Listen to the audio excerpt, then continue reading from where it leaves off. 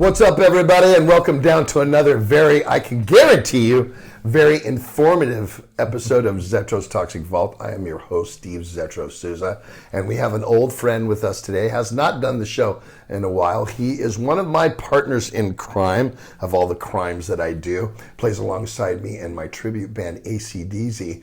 Also has been the Death Angel drummer for what, 10 years now? 16 years. And which we are definitely going to talk about, a reason kind of why I got him here, is he has this all-star kind of old-school supergroup put together named Nefarious. And I'm talking about no one other than Mr. Will Carroll. How are ya? All right, man. Good to see you. Good to see you. Glad you could come in. How's everything? Good, man. Busy. That's good to be busy, right? Absolutely. Unless you're me, who doesn't want to be busy, you know what I mean? So I'm cool. I'm cool with that. Yeah, I'm not quite there yet, you know. No, you're not. You're not. I don't see you being that way, to be honest with you. You know what I mean? I think it's funny because I seen something online the other day. There was this concert going on, or I don't know if it was an award thing or something, and this one unknown person was being welcomed and all that, and the girl that sings from Four Non-Blondes that sings "What's Going On," I guess it's right. It's her favorite singer, so she comes out and she's totally surprised, and she starts singing the song. She gets the whole crowd to sing it, and she says after she's done, "This is a rare instance for me because I hate people, I hate going out, I like staying home and being with my dogs." And basically that's where I'm at right now, totally. So when I saw that, I was like, I guess I'm not the only one. I guess you get to a certain point in time and then, you know what I mean? It's done. Yeah. I'm done. Again, I'm not finished, but I will never get in a tour bus again. I can guarantee that. I will never get in a tour bus again. No way, pal. Mm-hmm. I want to do it, very sparingly. Like I have, Zetro Band has Australia coming up here in February, and it's 3 shows. It'll take me like 5 or 6 days, and that's perfect for me. Right on. So yeah. So let's talk about we'll get to Death Angel. Let's talk about Nefarious. How did that come out? Who's called who? Who was the king on that? Doug Piercy.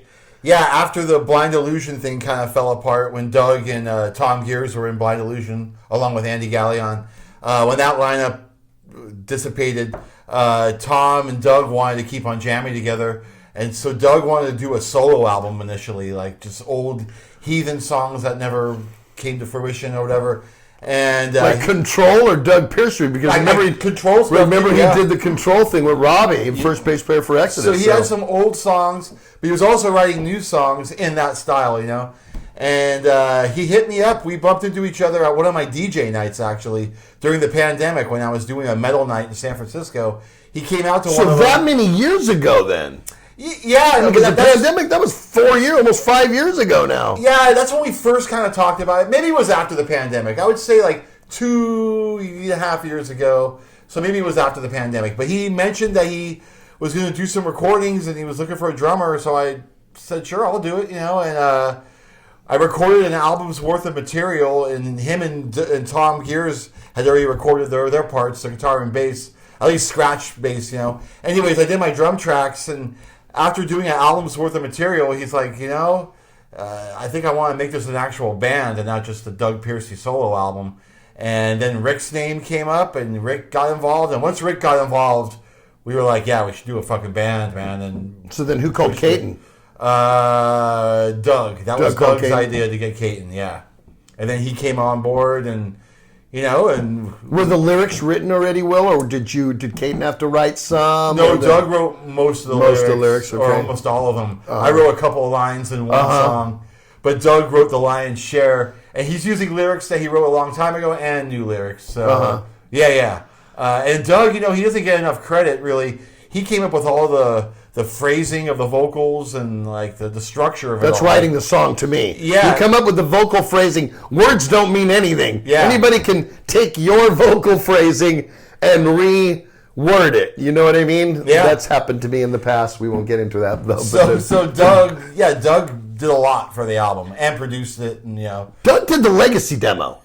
Yeah, Doug produced the Legacy. That's right. Doug is a heavy hitter in the Bay Area scene from back in the day. Everybody knew who Doug Piercy was. You know what I mean? And he used to put on those like guitar Yes. god things. Yes. Guitar-mageddon, I think it was called. Yes, and everybody knew him. I mean, he did a side project with Robbie Control. Heathen was, right up with all the rest of us back then. Yeah. You know what I mean? When it was, Lee and him and Dave and totally. So back in those days. So album. So, when we recorded those songs, I actually thought it was going to be a demo that we were going to shop to labels to do I won't say proper recording, but, a bigger recording, I suppose, bigger budget. But they forged ahead with the drum tracks I recorded and started building up around that. And next thing you know, it turned into a fucking album. So, I was cool with it. Next time for the next album, I want to track in a bigger room so the drums are a little more just bigger sounding, like more room, more air. But anyways, they put together the album themselves at Tom Gear's studio in Oakland called Subterranean Studios, and we put it out ourselves. I put out the vinyl on my label. I have a label now called Bleeding Priest Records. It's vinyl only. So I put that out on my label with my partner Dave Hecht, and the band put out the CD. And it sold pretty well. I mean, Is there interest for distribution? Or I wouldn't go to a label now. What do you need one for? You know how to do it all. We have a couple of people in Europe. Just distribution. You know what I mean? For us in Europe, that might be good for you. Yeah, we're doing that in Europe. It's getting out there, man. It's doing pretty well. So, are we writing new songs to try to follow this up quickly with something, or you've been in a band with Rick? I mean, there's no slowing that guy down. So yeah, no. He's excited about writing. He's too excited. He's too excited. He needs to slow down. So yeah, I'm sure he's writing stuff right now. Good. And you're playing out places. I know you played the DNA Lounge, and you're doing it again in January, right? With our new singer. Did you know that we're not with Caton anymore? Okay, well, so I do not know this. I do not know this. This is live stuff Zetro's learning right now. See, again, home with the dogs in the house. So, you know what I mean? Not looking for much anymore. Not reading the internet anymore. That's good. That's good. It is a good thing. Yeah. I find out shit like, oh my God, did you see all the NBA people that got arrested today? Oh my God. Rozier and Chauncey Billups, they had this huge... Anyway, I didn't you didn't see that? The huge FBI sting on gambling? Oh, wow. And actually, they arrested 34 people. They arrested those guys. Anyway, oh, wow. Anyway, by the time this gets aired, you'll know all about it. But yeah, that happened. But like I said, my brother calls me and goes, Steven, did you see this? I'm like, no, I didn't. And then I looked up, oh, there it is. So yeah, I'm like in my Zet's in his own world right now. I'm kind of loving it, So things didn't work out. So who is the new singer? Well, that was quick. His name is Sean Rivera. He's from Roanoke Park, California. Well, that's better, I guess. Yeah, and he sings for a band, or he's in a band called Coffin Hunters. Not to be confused with the Jack Gibson Coffin Hunter. This one's plural, Coffin Hunters. And they're like more of a traditional heavy metal band. Play a lot in Santa Rosa. Rick discovered him. Rick went to one of their shows and saw him sing, and we knew things were kind of going south with Caton. So Can we get into that? Sure, we can get into that a little bit. Then let's get into that. Is it an LA thing? No, is Caton where Zetro's head is at nowadays? Not really, I don't think so, because Hyrax is touring and they're pretty busy, so that played a part in it. But it was a communication thing that was really the problem. He would not talk to us for like months at a time, and it's kind of hard. So wait a minute, you're sending a text message or an email or making a phone call, all of it, and never gets back to you. Yeah, he just broke off communication with us. So we took that as he didn't want to be in the band, Well, I would too. Yeah, because I would too. So that's because at this game, we're all up there in age. Yeah. You guys ain't running out of time, bro. Totally, you gotta get it going. You better get moving. Yeah, Rick's older than me, and I'm 61, so you guys got to get moving. Yeah. I mean, ain't got time. Nobody got time for that. And we did, waste some time waiting and sitting around. What was his take on it? We don't know. Oh, so well, Caton, if you're watching this episode of Zetro's Toxic Vault, please leave in the comments. We'd love to be reading. That's terrible. I mean, especially, Now, if we're older, we've gone through that. Hey, man, you're not going to call me for 2 weeks? What, were you lit up on coke all night for a week? You know, this is. I mean, I'm an adult now. When I call you, call me back. You know what I mean? So yeah, we don't know, but we had to move on. I mean, I guess so. You know, and that's where Sean comes in. Cool. So, yeah. Good. So, anything coming? We're doing the DNA January 3rd. Right. And I know that's about the first show with Sean vocals. And the lineup is us headlining, Newcomb from San Diego, great band. Steve Brogdon's band. Steve Brogdon's band. We have Trencher from Oakland, great up-and-coming, like, early German thrash type of band. And then the opening band is Parabellum, and that's a band that Tom and Rick are producing their album. It's named after the New Testament album? Is that what right. So they're called Parabellum. They're playing the Parabellum album in its entirety. They're a young thrash band coming up, and I believe Rick and Tom are working with them and maybe producing their upcoming album or something. Yeah. Wow. So it's a good lineup. Is it a Saturday night? Yeah, Saturday night, January 3rd. Oh, upstairs is an after party with Phantom Witch playing. So if you buy a ticket for our show, you go to the after party for free. Or you could be an asshole and skip our show and just go to that show for $6.66. So, yeah. I can guarantee you, I'll be at home with my dogs in bed. I can guarantee you that. There's probably people there I won't want to see. Right? I'm sure. Anyway, sorry guys, this is the way I live my life now. Tell you what, I'm going to go to a commercial break right now. We're going to get back. We're going to talk some Death Angel. We're going to talk about drum stuff. We're here with Mr. Will Carroll. All right. What's up, everybody? Zetro here, and I just want to shout out to our oldest sponsor on the vault, Death Wish Coffee. Jeff Ayers and the guys always takes care of us, and that's where I get all the cool stuff to give to you guys on giveaway. So if you have never tried it, you got to, because this is heavy metal coffee right here. Death Wish Coffee. You can get it in all grocery stores. Go get yourself some today. It's the one with the skull and crossbones on it. Death Wish Coffee. Want to have a one-on-one conversation with me? Go to intro.live and sign up, so when I book some time to talk to some of you guys, you can have a one-on-one conversation with me. It's kind of a new platform, but they've been out for a couple of years now, and a lot of people are on it. This is not pre-recorded. It's no cameo message. This is a one-on-one 10-minute conversation with me, but you got to go to intro.live and book some time now. And we are back with Will Carroll. That's some great stuff there. Love that Nefarious stuff.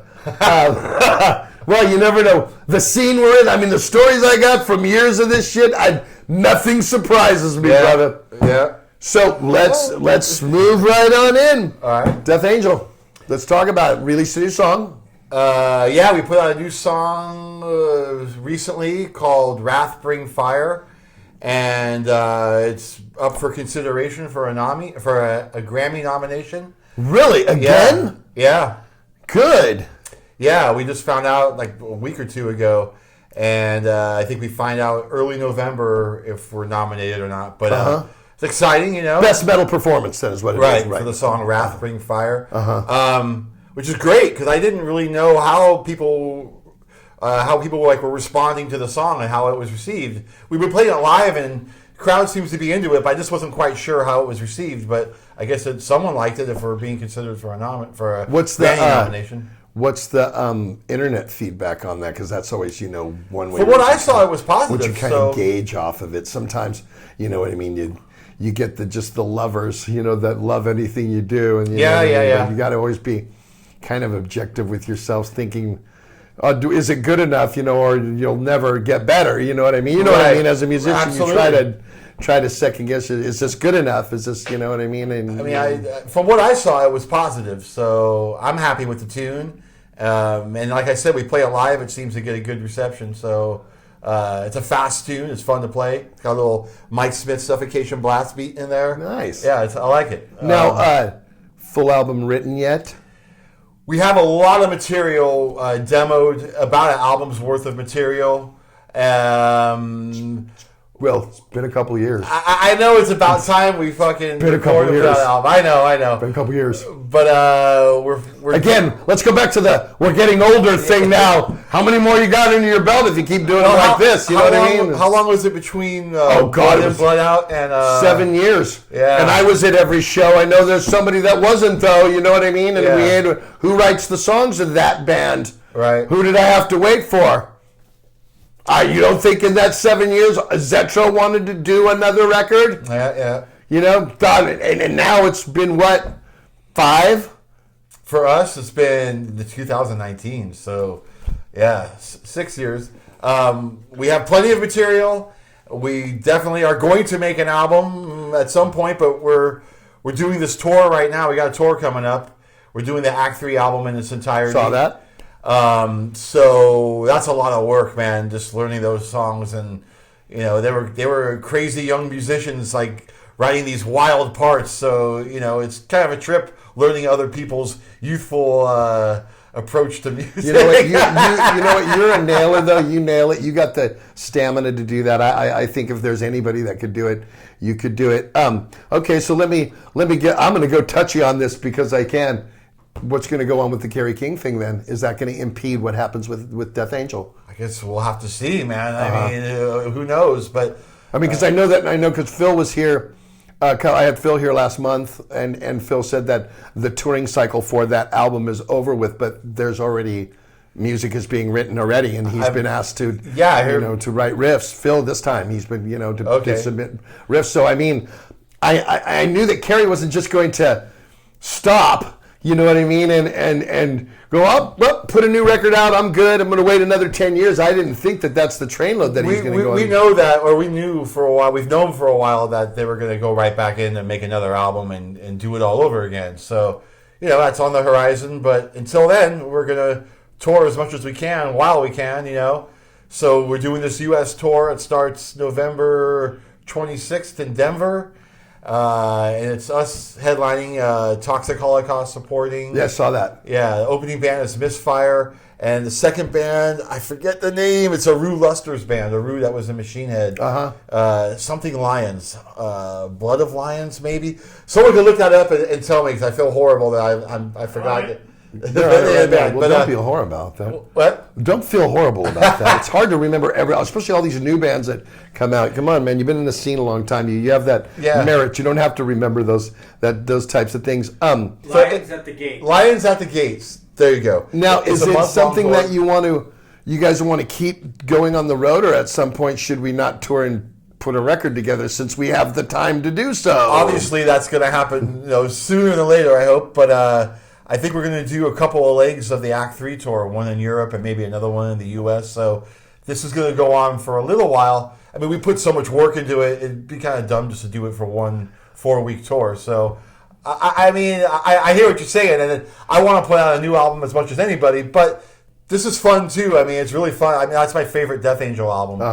And so playing these songs is a real treat. And good. And it's good practice playing other different styles that I'm not used to. There's a lot of funk parts on that album, and so it's making me work. I feel like I'm working harder on the drums than I have in a while, which is really good. And we're rehearsing like maniacs, and we're looking forward to doing this. Is Mark here right now rehearsing? No, he hasn't rehearsed with us, but I think he is back. But he starts rehearsing with us soon. I'm not sure when. But right now, it's just. Me, Ted, and Rob. We're just going over Damien's still in Mexico. Yeah.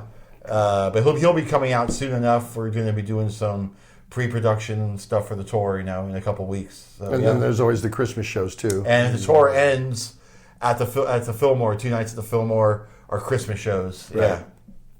So that's exciting. I mean, we already have one night sold out. I mean, who doesn't want to sell out the Fillmore? Well, it's definitely a happening because you guys have created a yearly happening that I don't think anybody in the Bay Area has done. Not any of us bands, not Exodus, not Testament, not anybody has created something where the Christmas shows are going to happen at the end of the year. Somewhere. You know what I mean? So, and we didn't do them for a couple of years because of the pandemic and that was because of that. But I don't think that would have been the case. So I mean, everybody is already built up on it. You know what I mean? They know that's like a staple. So that's good too. That's also good. You guys have sold out the Fillmore, or Yeah, your old band sold out the Fillmore, right? Yeah. In '89 we did for With Forbidden, I think. Fabulous Disaster. Yeah, that was sold out. Yeah, it was an awesome show. Yeah, it was fun. So it's exciting. It's definitely selling that if you could do it twice, that'd be great. Yeah. So it's exciting. Second night's selling well as well. So a lot of people will return.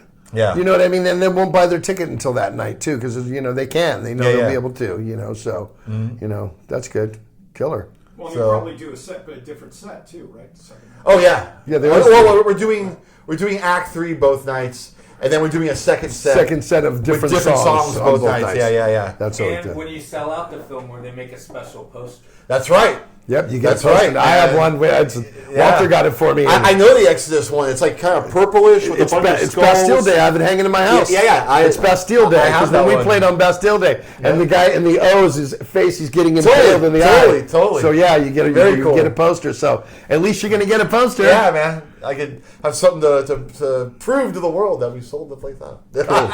Anything else on the Death Angel horizon? No, we're just focusing on this Act 3 tour, trying to make it sound as close to the album as possible to make all the classic Death Angel fans happy, and we got stuff booked for next summer in Europe, of course. So that's coming together, and Nefarious is going to be in Europe next summer as well. Really? Yeah. As soon as the Death Angel tour starts, I stay behind, and as soon as the Death Angel tour ends, I stay behind and start the Nefarious tour. Neat. Yeah. Good for you guys. So I'll be out there. Festivals or a headlining thing? A little bit of both. A little bit of both. Good. I'm going to be out there for like 6 to 7 weeks. Look at my face, everyone. No, not for me. Hey, so tell me, how do you do it? How do you spend 3 weeks in Europe with Rick Uno? I love you, Rick. I love you. When the camera's off, we'll talk about that. We're going to go to commercial right now. We're going to come back. We're going to talk about Will's record label and drum stuff as well when we get back on Zetro's Toxic Ball. Want a birthday wish? Want an anniversary? Want me to yell at somebody for you? Want a vocal lesson? Something like that? Go to Cameo.com and request me. I've been on Cameo for many years now, and I know a lot of you people reach out for birthday wishes or just want to say hello to somebody from me. Go to Cameo.com and request me, and I'll do it for you. What's up, everybody? And I just want to talk about some of our sponsors that we're here. And here's my newest sponsor, P-Sport. Yeah, gentlemen, especially when you start getting up there in age, you're going to need one of these. Driving in the car a long time, I know everybody uses a Gatorade bottle, but this is made for you. Go to psport.com and get yourself a P-Sport. This way, when you're in your truck or in your car and you got to take a piss real bad that your back teeth are floating, use one of these darns right here. Holds up to 20 ounces right there. Lid flips open. You put your little willy rod in there and take care of business. Well, P-Sport, go get yourself one today. And we are back in with Will Carroll, and you brought some of your drum stuff in. You have something you want to talk about drum-wise. Yeah, man. I just received this custom snare drum from this drum maker in Australia named Mariano Marcos. He has a drum company called Mango Drums, and he hit me up earlier this year. He's looking for drummers to, sport his wares. So he hit me up if I would be interested in a custom Death Angel snare drum. I was like, well, why the fuck not? Of course. So it's beautiful. It's maple, all nickel. It's got the logo all around the shell. No, you don't have a snare endorsement, do you? No, I don't. I'm endorsed by D-Drum, but usually drum companies are cool with using other snares. Yeah. Tempesta has his own snare. Exactly. If this might turn into my signature snare drum. I haven't really given it the full volume. So it hasn't gone to a Nefarious or a Death Angel. No, today I'm going to Death Angel rehearsal straight from here. So it'll be the christening and the de-virginizing of this thing. But at home I've hit it. And it sure looks pretty. It does, man. I love it. Mariano's a great guy. Mango Drums, check him out. Australia, you said they're from Australia? Yeah. This snare drum got here quick. With shipping these days and restrictions everywhere, I thought I was going to wait months to get it. It came here weeks, like maybe 2 weeks. So Really? yeah, freaking awesome. And Has he made drums for anyone else that you know? No one of note, but he has made drums for other like smaller drummers. He makes kits. He makes full-on kits. Really? Yeah. So Mango drum is mango drums, like MANGO, like a mango. Yep. Really? Yep. So there you go, Mango drums.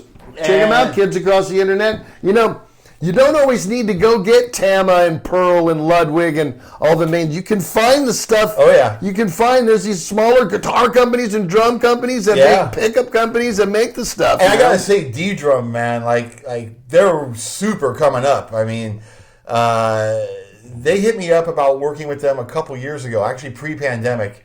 And it's funny, like the pandemic has been a while now. I would say a couple years. I guess it's been a while. Like in 2019, they hit me up.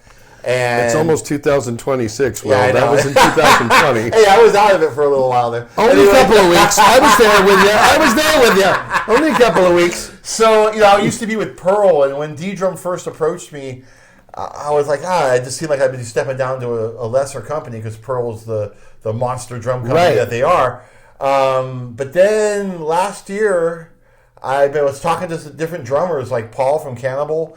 He was playing a D-Drum kit. He's with D-Drum, and his drums sounded great. They looked sharp.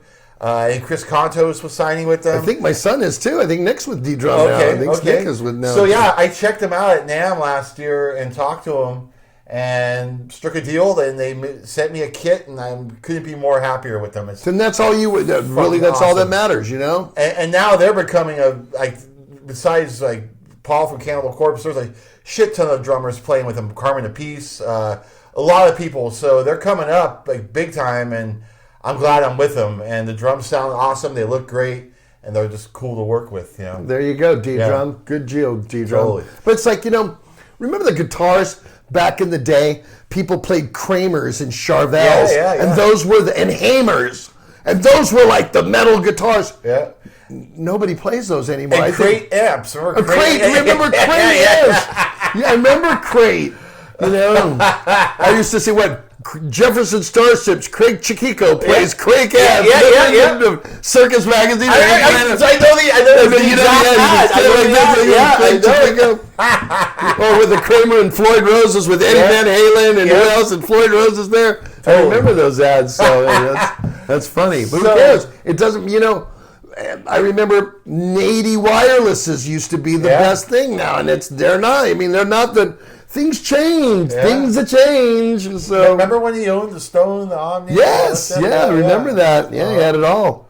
Yeah. No, but I mean, anybody I talk to now, nobody uses an 8. I have one for ACDZ. When Ace, that's what I use. An ACDZ. I actually just started using my Shure for ACDZ, but for the last 5 years, I was using my Nady, and it rocks around inside there. Just.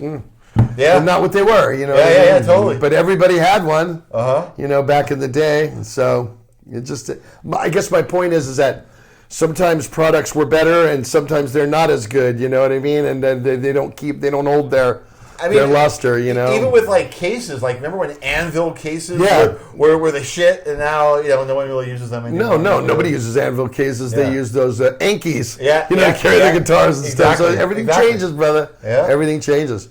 So also, if I'm not busy enough with Nefarious and Death Angel, I've also started up a record label with my buddy Dave Hecht called Bleeding Priest Hectic Records because he had his own thing going before me. So I joined up with him, and we put out 3 releases so far. We're a vinyl-only label. We put out the Nefarious album. What's the album called? Addicted to Power. You're on it. Addicted to Power. This is the first pressing. We pressed 500 of this. They were all hand numbered, and it's almost sold out. I mean, there's like under 50 copies left. You printed 500 originally. Yeah. Almost, and only 50 left. Yeah, under 50. That's great. People in Europe are like ordering like 100 at a time and shit. Like distributors. For the record stores. Exactly. Stuff, sure. Hard album to get. It's not on a record label, so they just can't call the label and get it sent to them. They got to totally. That works out. So we just reissued this one. The reissue will be coming out in a month or so with a different cover. It's going to have the CD cover on it, and the back cover is going to be different. no band pictures since Since there's been members for changes. obvious reasons. But yeah. And another thing, this original vinyl was only 6 of the 8 songs from the record. So because we at the time it's completely Doug Piercy, not my label, or Dave Heck's fault. This is Doug Piercy's fault. He had the idea that if we put all 8 albums on the record, they sound like shit. Like he wanted more space for the grooves. If you put less music on each side, it does sound better. Like true. the fidelity is better. At this point in time, I mean, come No, on. it was a bad decision. It was a bad decision. Apples and oranges. I agree, Is that man. what we're doing here? I Come agree. on now. It was a bad decision, and we got a lot of backlash from fans and I'm giving you and backlash record for store that. owners. Like, how come the full album's on? Right on. So the reissue is going to have all 8 songs. Do you know on a full record should be 30, no less than 30? It's supposed to be 41 minutes. I know. Full album is supposed to be 41 minutes. I know. Anything less is considered an EP. Doug was told, that's true. Doug was told that anything more than like 19 minutes per side, the sound quality dips significantly. God. So we went with that, and we regret it. So now we're correcting that misstep, and so this is being reissued. I mean, with if the you full were album. fucking Taylor Swift and you sold billions of records, you could get choosy like that. Yeah, But yeah. you're trying to invite them in. You need to give them as much food as they can get. Hey, Doug is a brilliant man, brilliant I know, songwriter, I love brilliant Doug. guitarist. I agree. But sometimes he's not, and when he's not, I call him the Rain Man of metal. That is funny. I love you, Doug. Okay, so our first release was by a band called Hellhunter, which I'm also in. No. Yeah, it's like black metal meets thrash metal, black and thrash they call it.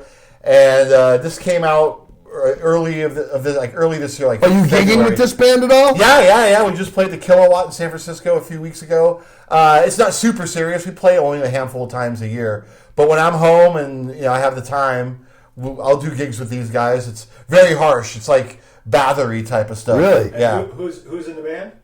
The singer is a dude named Gil, total black metal nut, SF metal, Bay Area metal fixture. The guitarist is a guy named Larry Abunda. I went to high school. You know, You went to high school with Larry Abunda? Yeah, Larry. Yeah, but he's been around the scene forever. He had Earth Walter, Dog you said that? .com. He must be an older guy, huh? Yeah.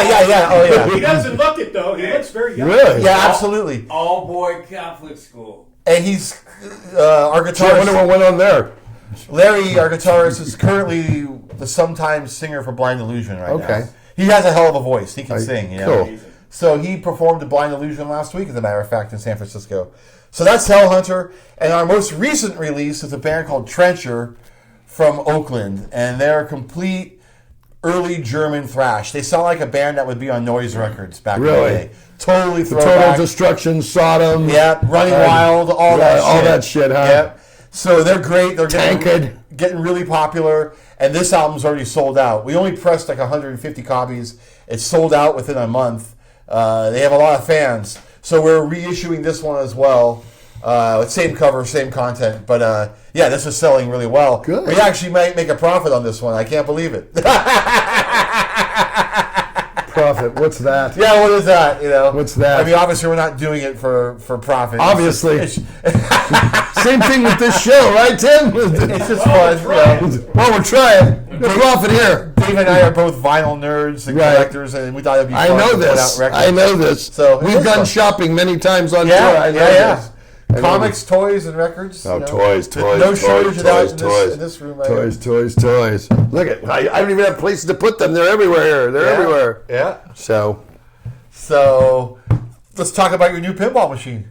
what, the Texas Chainsaw thing? Yeah. Yeah, it's pretty cool. Spooky I pinball. just played it a couple games, and it's fucking awesome. Not bad. It goes well in my game room. Another reason why I don't need to leave my house. I have my own fucking arcade here.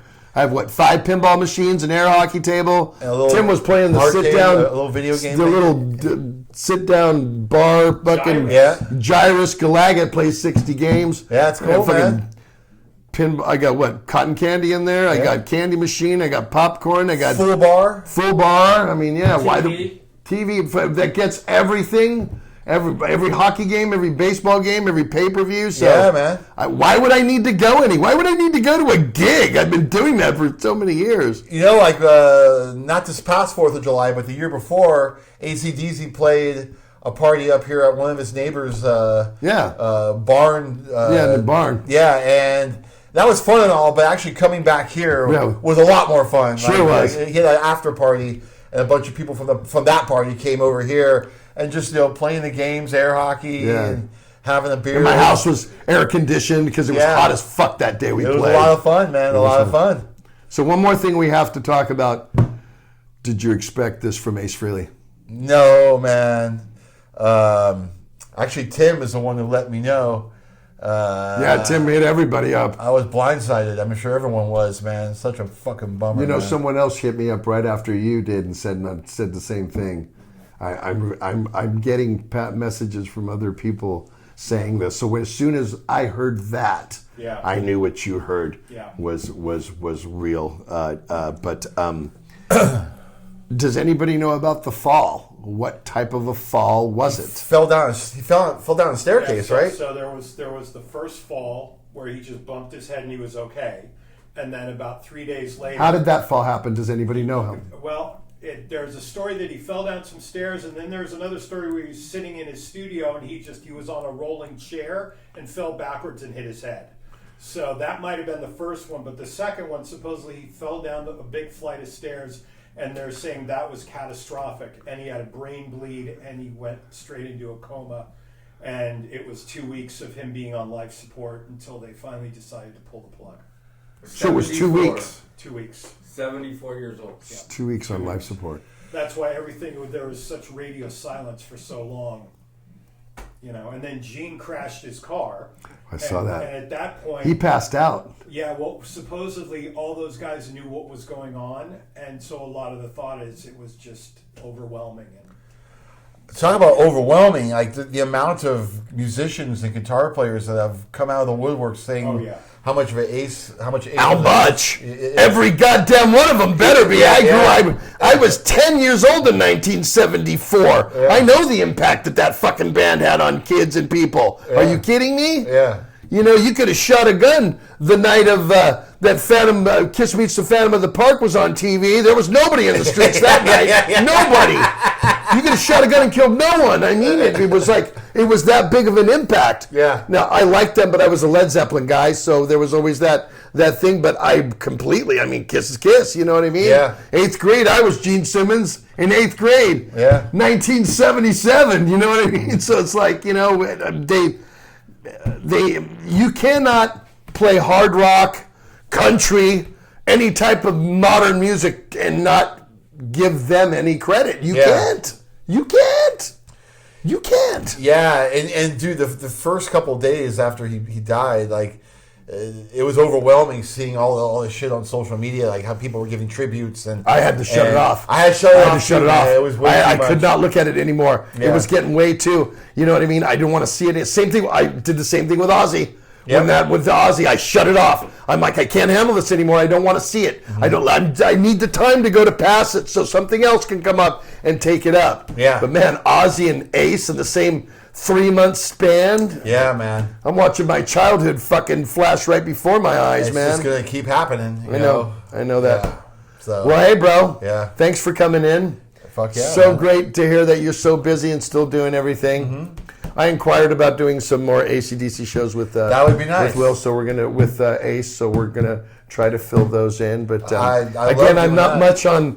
I like staying in my home comfort zone now. So it's been 9 months since I've been on my own basically, and I have my own gig together, and I'm doing that at my discretion and playing pinball and hanging out with my pugs. You see my dogs. Oh, yeah, man. They wouldn't stop licking me. So I like my life, right now. People loved at the last Vinny show when between songs I was like, hey, Zed, is no, you tried to keep it on the down low. What you said was like, hey, Zed, you're like, is this the first gig? And that's when I turned around and said, so everybody, Will wants to know, is this the first gig since I've been fired? Yes, this is my first gig since I've been fired. I'll tell it more like clearly, like how it went. I was like, hey, Zed, is this? I was kind of near my mic, but I wasn't exactly talking into it. I go, is this your first show since? And he went, since what? And he said, go ahead, say it. And then he went, since I was fired. He was in the crowd and went, fired.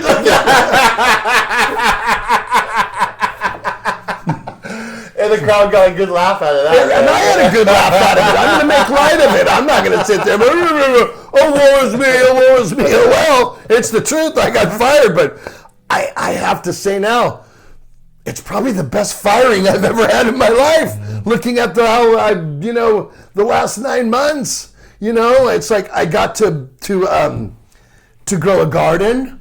I grew all these peppers and I learned how to make linguiça and smoke my own meats. I bought a Traeger and started doing it. I would have never done stuff like that before, so I'm finding myself more domesticated. Are you still making your homemade peanut butter cups? Oh, yeah. Still make those. Christmas is coming up, so I have to make candy. Right. And I've been telling Vicky, she started stockpiling my chocolate now so that I can make all my candies because Christmas is coming up. So, and that's the things I'm doing right now, and I'm loving it. That's cool. Oh, I forgot to mention, if you want to order any of these records, go to hectic.com. HEC. And we'll have that on right here on the screen. Tim's going to put that hectic.com. Awesome. So, and you guys know what to do. Subscribe if you haven't. We got a Patreon thing that we're going to do, and we're going to be talking about that real soon, where you can actually, subscribe to us for a certain amount a month, and there's extra stuff in that for you, and we're going to pass that on. Obviously, share this with other people. Leave me comments so Walter and I can do an episode of comments, which I actually have Walter coming in later. We are going to do an episode of comments for, and I want to talk about what you guys think and that stuff. But for myself, Mr. Will Carroll, we'll see you guys next time on Zetro's Toxic Vault. Stay heavy.